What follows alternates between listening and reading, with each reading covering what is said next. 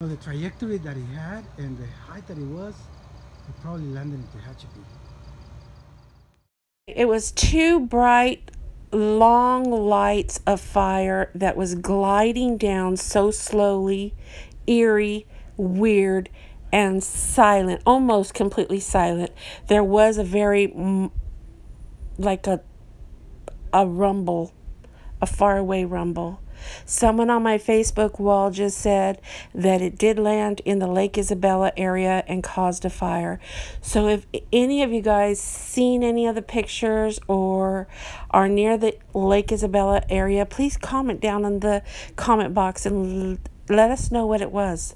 It was so eerie the way it glided down, and it was so huge. It was massive.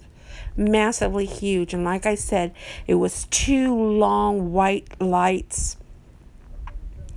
And towards the end, the lower it got to where I almost couldn't see it anymore, it started to fall apart into pieces. I witnessed this from the west side of Bakersfield, and like I said, it landed in Isabella.